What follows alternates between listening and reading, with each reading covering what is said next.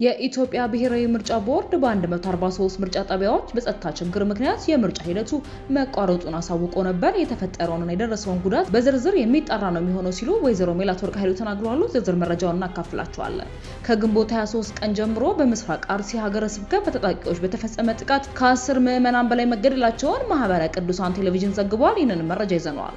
ወደ ውጭ መረጃችን ስንሻገር ፕሬዝዳንት ትራምፕ የኢራንና የአሜሪካ ስምምነትን ለማረም ፍላጎት እንዳላቸው ተነገረ። ኢትዮጵያን ቤተሰቦች ሰብስክራይብ ማድረጋችሁን እያስታወስናችሁ በዝርዝር ወደምንመለከታቸው ጉዳዮች እናልፋለን።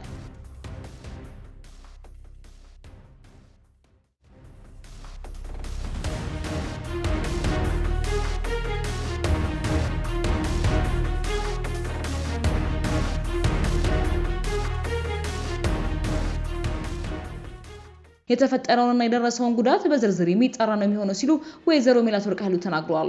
የኢትዮጵያ ብሔራዊ ምርጫ ቦርድ በ143 ምርጫ ጣቢያዎች በጸጥታ ችግር ምክንያት የምርጫ ሂደቱ መቋረጡን አሳውቆ ነበረ። የቦርዱ ሰብሳቢ ወይዘሮ ሜላትወርቅ ኃይሉ ለሌላ በሰጡት መግለጫ በኦሮሚያ ክልል ባሉ ቢሎኖጳ፣ መኮሳቺ፣ ቀርሳ ምርጫ ክልሎች የጸጥታ ሁኔታ መሻሻል ባለማሳየቱ ምርጫ አለመካሄዱን ተናግረዋል። ቢሎኖጳ ችግሩ እንዳለ ስለሆነ መፈጸም ስላልቻለ በሚቀጥለው ቀን ወይንም ዛሬ የድምጽ መስጠት ሂደቱ እንዲከናወን ነው ቦርዱ የወሰነው። መኮሳቺን በተመለከተ ችግሩ እንደቀጠለ ስላለ የድምጽ መስጠት ሂደቱ አልተከናወነም ሲሉም ገልጸዋል። በአማራ ክልል በጸጥታ ምክንያት ተዘግቶ የነበረው የኩታበር ምርጫ ክልል ከነበሩት 19 ምርጫ ጣቢያዎች ውስጥ 4ቱ አሁንም ምርጫ ሳይካሄድባቸው ሲቀር በ15ቱ ድምጽ መስጠት የሚያስችል ሁኔታ ስለተፈጠረ ምርጫ ማድረግ መቻሉንም ሰብሳቢዋ ገልጸዋል። ሰብሳቢዋ የጸጥታ ችግር በተፈጠረባቸው አካባቢዎች ምን አይነት ጉዳት እንደደረሰ ተጠይቀው የተፈጠረውንና የደረሰውን ጉዳት በዝርዝር የሚጣራ ነው የሚሆነው፣ ተቃጥሏል፣ ወድሟል የሚለውን ዝርዝር የማጣራት ስራ መሰራት አለበት። የደረሰው ጉዳት ምን ያህል ነው፣ ምንድነው የሆነው፣ ምንድነው የተፈጠረው የሚለው ማጣራት ስላለብን ባልተጣራ ነገር ላይ በዚህ ደረጃ መናገር ስለማይቻል እሱም ሙሉ በሙሉ አጣርተን ምላሽ ይሰጣለን ብለዋል። ከግንቦት 23 2018 ጀምሮ በምስራቅ አርሲ ሀገረ ስብከት በታጣቂዎች በተፈጸመ ጥቃት ከ10 በላይ ምዕመናን መገደላቸውን ማህበረ ቅዱሳን ቴሌቪዥን ዘግቧል።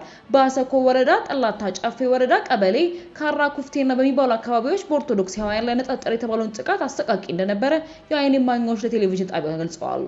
በአሰኮ ወረዳ ጠላታ ጨፋ ቀበሌ ብቻ በታጣቂ ኃይሎች ጥቃት ብቻ ከ10 በላይ ንጹሃን ኦርቶዶክሳውያን ተገለዋል ብለዋል። በአካባቢው 101 ዓመታትን ዕድሜ ያስቆጠረው የጠላታ ጫፋ ቅዱስ ገብርኤል ቤተክርስቲያን ሙሉ በሙሉ በእሳት መውደሙንም እማኞች አመላክተዋል።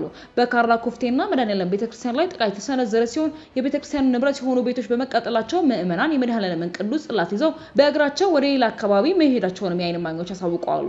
ቤቶችን የማቃጠል ንብረትን፣ ከብቶችን የመዝረፍ ድርጊት እንደነበረም ተመላክቷል። በሌላ በኩል በምስራቅ አርሲ ሀገረ ስብከት በሺርካ ወረዳ 2 ወጣቶች ኦርቶዶክሳውያን ላይም ግድያ መፈጸሙ ተገልጿል። ድርጊቱ የተፈጸመው ሚታና ዋጂ በተባለ ቀበሌ ሲሆን ታጣቂዎች ግንቦት 23 ቀን ወደ ወጣቶች መኖሪያ ቤት በመግባት ከያዟቸው በኋላ ወደ ሚታጋ ጋኑ ቀበሌ በመውሰድ አንደኛውን በስለት ሁለተኛውን ደግሞ በጥይት በመምታት የጭካኔ ህይወታቸውን እንዳጠፉት የቤተክርስቲያኗ ቴሌቪዥንም ዘግቧል። ህይወታቸውን ያጡት ወጣቶች ጽራተ ቀብር ግንቦት 24 ቀን በጋዶ ማህደረ ስብሃት ቅድስት ማርያም ቤተክርስቲያን ተፈጽሟል። በአርሲ ሀገረ ስብከት ከዚህ ቀደም ተደጋጋሚ ጥቃቶች ተፈጽመው የሰው ህይወት ማለፉ፣ ጉዳት መድረሱ የሚታወቅ ሲሆን ከጥቂት ወራት በፊትም መሰል ጥቃቶች ሪፖርት መደረጋቸው የሚዘነጋ አይደለም። ቲግቫ ኢትዮጵያ የአካባቢው ነዋሪዎች እያነጋገረ ሲሆን ቤተክርስቲያኗና የሚመለከታቸው አካላት ምላሽ ከሰጡበት ተካቶ የሚቀርብም ይሆናል ብሏል። የቮይስ ኦፍ ኢትዮጵያን ቤተሰቦች ዳግም ሰብስክራይብ ማድረጋችሁን እያስታወስናችሁ በዝርዝር ወደምንመለከታቸው ጉዳዮች እናልፋለን።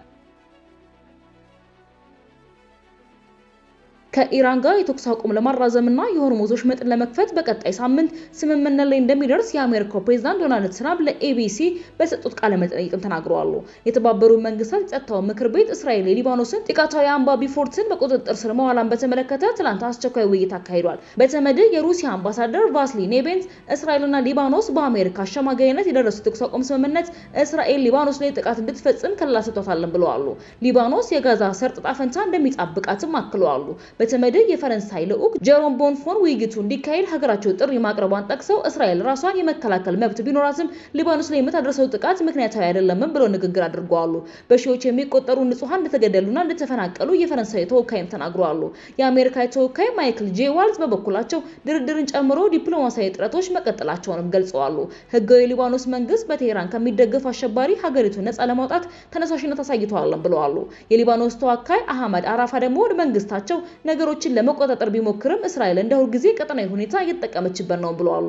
እስራኤል ሐኪሞችን፣ ሆስፒታሎችን፣ ጋዜጠኞችን፣ ትምህርት ቤቶችን እንዲሁም የጸጥታ ተቋማትን ኢላማ በማድረግ ስልታዊ የውድመት ዘመቻ መክፈቷንም ጠቅሰዋል። በተመድ የእስራኤል ልዑክ ዳኒ ዳኖን አንድ ቀን ተነስተን ሊባኖስ ለመግባት አልወሰንም፣ አማራጭ አጥተን ነው ሲሉ ምላሽ ሰጥተዋል። ኢራን ሂዝቦላህን በእጅ አዙር መጠቀም መቀጠሏን ጠቅሰው የተኩስ አቁም ስምምነቱ ላይ ቢደረስም ሂዝቦላ ሚሳኤልና ድሮን መተኮስ እንዳላቆመም ተናግረዋል። ከኢራን ጋር የተኩስ አቁም ለማራዘምና የሆርሙዞች ምጥን ለመክፈት በቀጣይ ሳምንት ስምምነት ላይ እንደሚደረስ የአሜሪካው ፕሬዝዳንት ዶናልድ ትራምፕም አያይዘው ለኤቢሲ በሰጡት ቃለ መጠይቅ ተናግረዋል። አሁን ላይ ነገሮች በጣም ጥሩ ናቸው፣ ውስን ችግር ነበር፣ ነገር ግን እንዳያችሁ በፍጥነት ተፈትቸዋለሁ ሲሉ በስልክ በሰጡት ቃለ መጠይቅም ገልጸዋል። ትራምፕ ችግር ብለው የጠቀሱት እስራኤል በሊባኖስ ላይ የምታደርሰው ጥቃት ኢራንን ማስቆጣቱን ነው። ሂዝቦላ በእስራኤል ላይ ጥቃት ማድረስ እንዲያቆም ከአሜሪካ የቀረበለትን ሀሳብ መቀበሉን ሊባኖስ አስታውቃለች። እስራኤልን በሊባኖስ መዲና ቤይሩት ጥቃት ለመፈጸም መስማማቷ ተገልጿል።